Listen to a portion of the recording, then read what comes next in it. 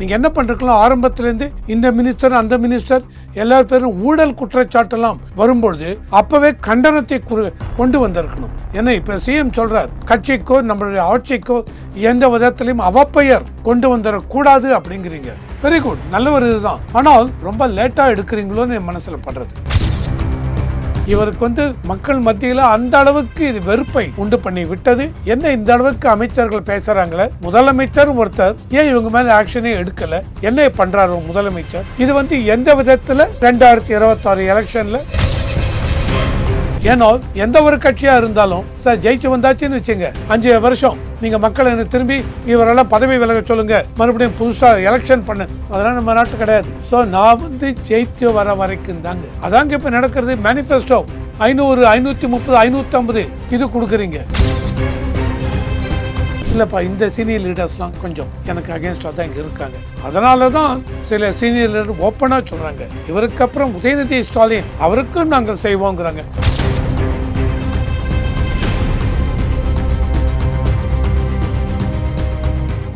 Real one நேயர்களுக்கு வணக்கம். இன்று நம்மளுடைய நேர்காணலுக்கு அரசியல் விமர்சகர் திரு ரவிசங்கர் அவர்கள் இணைஞ்சிருக்காங்க. சார் வணக்கம். வணக்கம். வணக்கம் சார், எப்படி இருக்கீங்க? நல்லா இருக்கு. நேற்று மினிஸ்ட்ரி மீட்டிங் ஆர்கனைஸ் பண்ணி நிறைய விஷயங்கள் பேசியிருக்காங்க. இதில் ஸ்டாலின் அவர்கள் என்ன பேசியிருக்காங்க அப்படின்னா, கட்சிக்கோ ஆட்சிக்கோ அவப்பெயர் ஏற்படுத்தக்கூடிய வகையில் எதுவும் பேசிவிடக்கூடாது அப்படிங்கிறத குறித்து அமைச்சர்கள்கிட்ட சொல்லியிருக்காங்க. இன்னொரு விஷயம் 2 அமைச்சர்களை கண்டிக்கும் விதமாக பேசியிருக்காங்க. ஒரு அமைச்சர் பொன்முடி அவர்கள் சமீப நாட்களாக அவரை பற்றி பல அவதூறான அவதூறுன்னு சொல்ல முடியாது, அவர் பேசின விஷயங்களுக்கு நிறைய எதிர்ப்புகள்லாம் சொல்லிட்டு இருக்காங்க. இன்னொரு அமைச்சர் துரைமுருகன் அவர்களையும் கண்டிக்கத்தக்க வகையில் சில விஷயங்கள் குறிப்பிட்டு பேசியிருக்காங்க. இந்த மினிஸ்ட்ரி மீட்டிங் அப்படிங்கிற விஷயத்தை எப்படி பார்க்கறது, இந்த கண்டிப்புக்கான விஷயங்கள் எப்படி பார்க்கறது? ஸோ என்னை பொறுத்த வரைக்கும் இந்த கண்டிப்பே ரொம்ப லேட்டாக வந்திருக்குன்னு நினைக்கிறேன். ஏன்னா இது ஆரம்பத்திலேருந்து இது 4 வருஷம் ஆகிவிட்டது, இன்னும் 1 வருஷம் எலெக்ஷன் வரப்போகுது. ஸோ இது முன்னாடியிலேருந்தே இருக்குது சார். இந்த மாதிரி முன்னாடியே இந்த கண்டிப்பு இவர்களுடைய நடவடிக்கைக்கு மட்டும் இல்லை, நீங்கள் என்ன பண்ணுறீங்களோ ஆரம்பத்திலேருந்து இந்த மினிஸ்டர் அந்த மினிஸ்டர் எல்லா பேரும் ஊழல் குற்றச்சாட்டெல்லாம் வரும்பொழுது அப்போவே கண்டனத்தை கொண்டு வந்திருக்கணும். சிஎம் அப்பயே என்ன நடக்கிறது, ஏன்னா இப்போ சிஎம் சொல்கிறார், கட்சிக்கோ நம்மளுடைய ஆட்சிக்கோ எந்த விதத்திலையும் அவப்பெயர் கொண்டு வந்துடக்கூடாது அப்படிங்கிறீங்க. வெரி குட், நல்ல ஒரு இதுதான். ஆனால் ரொம்ப லேட்டாக எடுக்கிறீங்களோன்னு என் மனசில் படுறது. ஏன்னால் இது முன்னாடியிலேருந்து சார் நிறைய உங்களுக்கு இது ஊழல் அந்த ஊழல் இந்த ஊழல் அப்படி அப்படின்னு அந்த மக்களை ஒரு அமைச்சர் சேரவாரி இது பண்ணுறார், ஒரு அமைச்சர் இந்த கல்லை விட்டு எறிகிறார். இதெல்லாம் மக்கள் பார்த்துட்ருக்காங்க. அப்போல்லாம் நீங்கள் கண்டிச்சிருக்கணும். நீங்கள் சொல்லலாம் நாங்கள் உள்ளுக்குள்ளே கண்டிச்சோன்னு, ஆனால் மக்களுக்கு வெளியில் தெரியல. இப்போ தான் மக்களுக்கு வெளியில் தெரியுது, ஓ இவர் கண்டிக்கிறார் அப்படின்னு. ஆனால் பை திஸ் டைம் எனக்கு தெரிஞ்சு ரொம்ப லேட்டாக போயிடுச்சோன்னு நினைக்கிறேன். இவர் பொன்முடி இவர்கள் பேசுனது எல்லாருக்கும் தெரியும், மறுபடியும் நான் இங்கே சொல்ல விரும்பவில்லை. அந்த இதில் எந்த அளவுக்கு இந்துக்களுடைய புனிதமான அந்த சைவம் வைஷ்ணவம் அந்த குறியீட்டை கேவலப்படுத்தி விட்டார் அப்படிங்கிறது அந்த அளவுக்கு இந்துக்களுடைய மனது புண்பட்டது. அதை அது மட்டுமே இல்லை, பெண்களை பற்றி ரொம்ப கொச்சையாக இதுவாகிடுது. பெண்களுடைய மாடஸ்டி, அவுட்ரேஜிங் தி மாடஸ்டிம்பாங்க, அதை இது பண்ணிட்டார். இது ஒன்று. ரெண்டாவது, துரைமுருகனை பொறுத்த வரைக்கும் அவரும் இதெல்லாம் பேசி முடித்து 1 வாரம் 10 நாள் 1 வாரம் கழித்து பொன்முடி மெதுவாக மன்னிப்பு கேட்டார். நீங்கள் படித்தவர், அப்போ தவற உணர்ந்துட்டாருன்னு எடுத்துக்கலாமா? தவற உணர்ந்துட்டாரு உணரலைங்கிறது என்னுடைய பொறுத்து. படித்தவர், பேராசிரியர் இருந்தவர், மெத்த படித்தவர். உங்களுக்கு தெரியாதா சபை நாகரிகம் எது எங்கே பேச வேண்டும் தெரியாதா? இந்துக்கள் இதே வேறு மதத்தினே பண்ணுவீங்களா? நான் அந்த இதுக்கே போக மாட்டேன் சார். ஏன் அவங்கள சொல்லுவீங்களா இவங்கள? நான் அதை கேட்க மாட்டேன். இந்துக்கள் மனதை புண்படுத்தி விட்டீர்கள், தவறு. பெண்களை இழிவுபடுத்தி விட்டீர்கள், தவறு. ஆனால் தெரியாமல் செய்து விட்டேன் சொல்ல முடியாது. ஏன்னால் நடந்திருக்கு, உங்களுக்கு தெரிந்திருக்கு. நீங்கள் இதை சீரியஸாக எடுக்கலை, பேசிவிட்டீர்கள். அதனால் சரி மன்னிப்பு கேட்டீங்க. ஆனால் by the time damage has been done, too late அந்த மன்னிப்புக்கு. இதே தான் துரைமுருகன் அவர்கள் இதை உணர்ந்து இவர் கேட்கறதுக்கு முன்னாடியே இது மாதிரி அந்த இவங்களுடைய டிசேபிள்டு, ஃபிசிக்கலி டிசேபிள்டு இவங்களை பற்றி பொதுவாக நம்ம இந்த பிளைண்டு பர்சன், டெஃப் அப்படின்னு சொல்லுவோம். இதை தமிழில் அப்படி சொல்லி நான் வந்து தவறு செய்துவிட்டேன், நான் அந்த மாதிரி பேசியிருக்கக்கூடாது, மன்னிப்பு கேட்டுக்கொள்கிறேன் அப்படின்னாங்க. இந்த 2 பேர் மேலும் கட்சி இது வரைக்கும் நாங்கள் இவரை வந்து பொன்முடியை டெபுட்டி ஜெனரல் செக்ரட்டரி போஸ்ட்லேருந்து ரிமூவ் பண்ணிவிட்டேன். போருமா சார்? வேறு ஆக்ஷன் என்ன எடுப்பீங்க? இன்றைக்கி ஹைகோர்ட்டு சொல்லியிருக்காங்க பொன்முடி மேலே நேத்தி ஆக்ஷன் எடுங்க, கேஸை ஃபைல் பண்ணுங்க அப்படிங்கிறாங்க ஆனந்த் வெங்கடேஷ் ஜஸ்டிஸ்.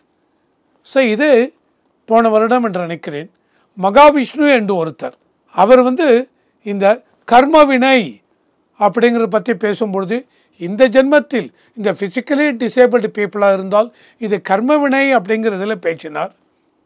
அப்போ நீங்கள் என்ன பண்ணீங்க? அவரை அரெஸ்ட் பண்ணி 1 மாதம் உள்ள வைத்தீங்க. அவரை யாரையும் குறிப்பிட்டு சொல்லவில்லை நீங்கள், ஆனால் இருந்தாலும் அவர் இது பண்ணீங்க. ஓகே, அதுவும் இவங்களோட மனதை புண்படுத்தி இருந்தால் தவறுதான். ஆனால் அவரை நீங்கள் அன்றைக்கி அரெஸ்ட் பண்ணீங்க, ஆனால் இன்னி வரைக்கும் இந்த அமைச்சர் மீது ஆக்ஷன் எடுக்கவில்லை. அது துரைமுருகன் ஆகட்டும், இவர் பொன்முடி ஆகட்டும், இவங்க என்ன பண்ணாங்க? மன்னிப்பு கேட்டு விட்டார். இது ஒரு சாதாரண குடிமகன், அதுக்கு தான் எக்ஸாம்பிள் கொடுத்த மகாவிஷ்ணு. ஐ திங்க் அவர் பேர் மகாவிஷ்ணு தானே? ஆமாம். அவர் ஸ்கூல்லலாம் போய் பேசினார். அவர் மேலே நீங்கள் ஆக்ஷன் எடுத்தீங்க, ஆனால் இதை விட்டுட்டீங்க. ஸோ கண்டிப்பாக இதை நான் எப்படி பார்க்குறேன் அப்படின்னால், இவருக்கு வந்து மக்கள் மத்தியில் அந்த அளவுக்கு இது வெறுப்பை உண்டு பண்ணி விட்டது. என்ன இந்த அளவுக்கு அமைச்சர்கள் பேசுகிறாங்களே, முதலமைச்சர் ஒருத்தர் ஏன் இவங்க மேலே ஆக்ஷனே எடுக்கலை? என்ன பண்ணுறாரு முதலமைச்சர்? இது வந்து எந்த விதத்தில் 2026 எலெக்ஷனில் இவங்க மேலே ஒரு தாக்கம் இருக்கும், நெகட்டிவ் இம்பேக்ட். இவங்களுக்கு 2026 எலெக்ஷனில் அப்படி ஜெயித்து வந்தால் தெரியாது இன்றைக்கி. ஏன்னா ஆல்ரெடி ஏடிஎம்கே பிஜேபி ஒரு கூட்டணி அமைத்து விட்டது. இவங்க நாம் தமிழர் கட்சி இந்த பக்கம் கொண்டு வரணும்னு பார்க்குறது. இதெல்லாம் வந்து பிஎம்கேல வந்தால் ரொம்ப ஸ்ட்ராங் கூட்டணி ஆகிடும். ஸோ அதனால் அப்போது ஏடிஎம்கே பிஜேபி அந்த கூட்டணி ஜெயிப்பது உறுதியாகிவிடும். ஒருவேளை அப்படி மாறி வந்து மறுபடியும் திமுகவை ஜெயிச்சாலும் அப்போ என்ன கொஸ்டின் வருது? இவர்களுக்கு மறுபடியும் மந்திரி பதவி கொடுப்பாங்களா? கொடுக்காம விட்டுருவாங்க. டூலே அதெல்லாம் வந்து டூ ஏர்லி நவ். அதை பற்றி இப்போ பேச வேண்டாம். இன்றைக்கு அவர்கள் பேசியது தவறு, மனதை புண்படுத்தி விட்டார்கள். இதை வந்து முதலமைச்சர் ஆக்ஷன் கண்டிப்பாக எடுக்கணும். எடுத்தால்தான், சும்மா அதை கண்டனம் தெரிவித்தால் போராது, ஆக்ஷன் எடுக்கணும். எடுத்தால்தான் மக்களுக்கு சரி முதலமைச்சர் இருக்கிறார், அவருக்கு இந்த மாதிரி பேசுகிறது பிடிக்கவில்லை, அதனால் ரொம்ப சீரியஸாகவே இவங்க மேலே ஆக்ஷன் ஆக்ஷன்னா என்ன? மந்திரி பதவி விட்ட கூட தூக்கலாம் சார். ஆனால் இவங்க மன்னிப்பு கேட்டிருக்காங்க, எப்படி போகும் என்று தெரியாது. இவர் என்ன ஆக்ஷன் எடுக்க போகிறாங்க அதை பொறுத்து தான் மக்களுக்கு திமுக என்ற கட்சி மீது, முதலமைச்சர் மீது எஸ் அவர் சொல்வதும் ஒன்று செய்வதும் அதே தான் அப்படின்னு ஒரு நம்பிக்கை பிறக்கும். இல்லைன்னு வச்சுங்க, நம்ம காமன் மேனாக இருந்தால் உடனே போலீஸ் வரும், ஆக்ஷன் எடுத்துருவாங்க.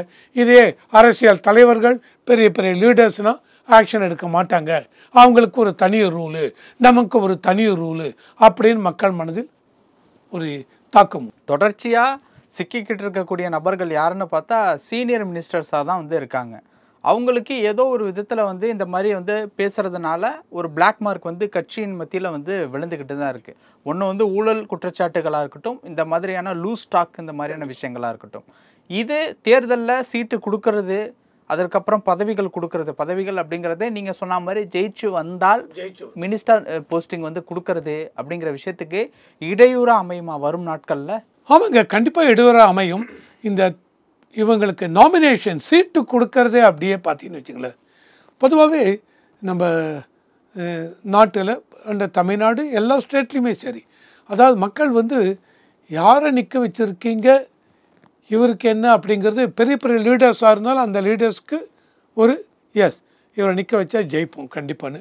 அதுவும் எந்த கட்சியில் இருக்காங்கிறத பொறுத்தது.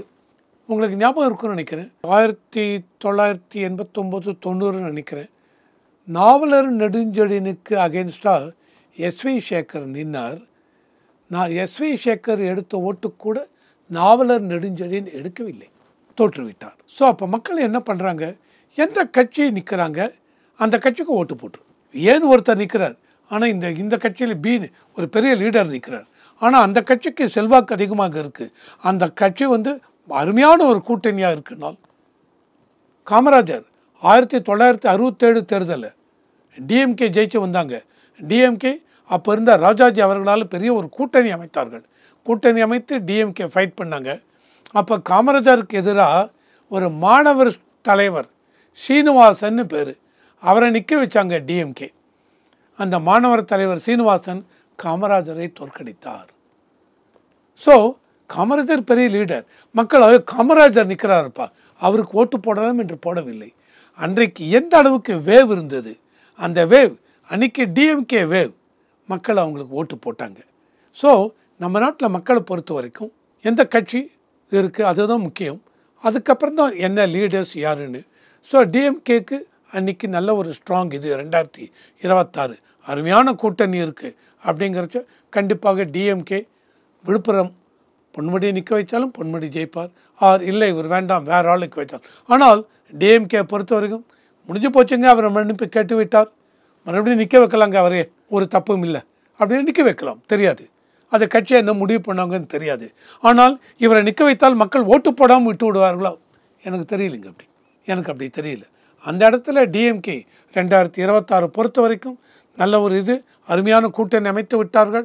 அப்படிங்க இப்போ சிட்டின்னு எடுங்க சார், சிட்டியில் இருக்க 14 இதுக்கும் பார்த்தீங்கன்னு வச்சுங்க, ஆரம்பத்தில் முக்கால்வாசினர் டிஎம்கே தாங்க. அந்த அளவுக்கு ஒரு ஸ்ட்ராங் ஹோல்டு இருந்துங்க சென்னை சிட்டியில் பொறுத்த வரைக்கும். ஸோ இந்த மாதிரி இருக்கிறச்ச எப்படி இருக்கும் அன்றைக்கி எலெக்ஷன் இது பண்ணுவாங்க. அப்படி ஜெயித்து வந்தால் பதவி கொடுப்பார்களா? கண்டிப்பாக கொடுப்பார்கள். ஏன்னால் எந்த ஒரு கட்சியாக இருந்தாலும் சார் ஜெயிச்சு வந்தாச்சுன்னு வச்சுங்க, 5 வருஷம் நீங்கள் மக்களை எனக்கு திரும்பி இவரெல்லாம் பதவி விலக சொல்லுங்கள், மறுபடியும் புதுசாக எலெக்ஷன் பண்ண, அதெல்லாம் நம்ம நாட்டில் கிடையாது. ஸோ நான் ஜெயித்து வர வரைக்கும் தாங்க அதாங்க இப்போ நடக்கிறது. மேனிஃபெஸ்டோ 500, 530, 550 இது கொடுக்குறீங்க, எவ்வளோ நீங்கள் நிறைவேற்றுறீங்க? நான் டிஎம்கே மட்டும் சொல்லவில்லை, எந்த கட்சியும் எடுங்க, எல்லா கட்சியும் அப்படி ஒரு மேனிஃபெஸ்டோவில் கொடுக்குறீங்க.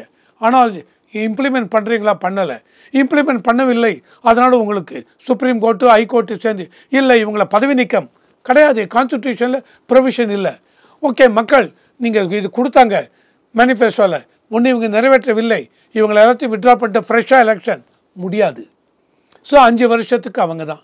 இதுதான் அரசியல் கட்சிங்க எல்லாவற்றுக்கும் ஒரு வெப்பன் மாதிரி எடுத்து முதல்ல கொடுக்கலாம், பார்த்துக்கலாம். இப்போ இவங்களை கண்டித்து விடலாம், முடித்து விட்டு திரும்பி பதவிக்கு வரலாம்.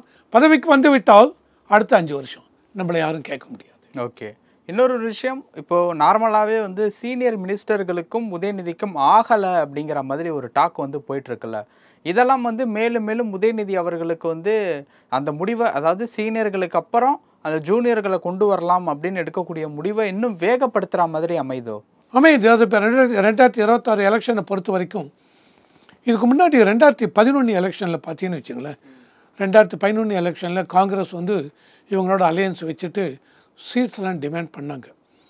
அப்பயே கருணாநிதி அவர்கள் என்ன சொன்னார்னா 2016 ஐ திங்க் 2011 இல்லைங்க, இப்போ அந்த சீட் அலோகேஷன் அதெல்லாம் ஸ்டாலின் அவர்கள் தான் பார்த்துக்கிறாங்க, நீங்கள் அவரோட பேசுங்க. யார்? கருணாநிதி அவர்கள். சோனியா காந்தி கருணாநிதிக்கிற மாதிரி கூட சொல்லியிருக்கலாம் இல்லையா? இல்லை, அதை என்ன சொல்ல வந்த நாள், சிலர் அரசியலேருந்து கொஞ்சம் வயதாகி விட்டது, ஓய்வு பெற போகிறோங்கிறச்ச யூபியில் முலாயம் சிங் யாதவ் அது கொஞ்சம் ஒதுங்கி நின்று அவருடைய பையன் அகிலேஷ் யாதவை சிஎம் ஆக்கினார். அந்த மாதிரி இப்போ 2026 இதில் ஸ்டாலின் அவர்கள் முன்னிலை பண்ணி எடுக்கிறாங்க. ஆனால் அவருக்கு என்ன பண்ணுவாங்க, ஸ்லோவாக இவரை உள்ளே கொண்டு வரலாம், யாரை உதயநிதி அவர்களை கொண்டு வரலாம். அந்த மாதிரி கொண்டு வரும்பொழுது எந்தெந்த சீனியர் லீடர்ஸ் உதயநிதி முன்னுக்கு வருவதை அதுக்கு இம்பிடிமெண்ட்ஸ், அதாவது ஒரு தடங்களாக இருக்க முடியும் என்றால் அந்த மாதிரி சீனியர் லீடர்ஸை ஓரம் கட்டலாமா? இருக்கலாம், ஸ்ட்ராட்டஜி வரும். இன்றைய தேதிக்கு எனக்கு அதை சொல்ல முடியல.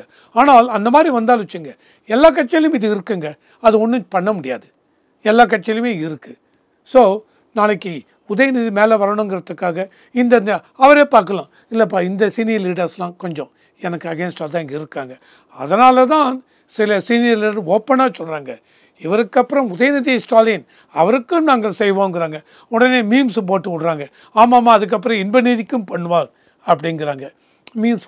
ஆனால் இதை கிரவுண்ட் ரியாலிட்டியும் பார்த்தீங்க வச்சுங்க, அந்த மாதிரி ஒன்று கொண்டு வந்தால் அதில் ஒரு அரசியல் கட்சின்னு பார்க்குறச்ச அதில் ஒன்றும் இல்லாமல் இல்லை சார் அந்த மாதிரிலாம் பண்ண மாட்டாங்கன்னு என்னால் சொல்ல முடியவில்லை. பண்ணலாம். பல விஷயங்கள் பகிர்ந்துக்கிட்டீங்க. நேரத்துக்கு ரொம்ப நன்றி.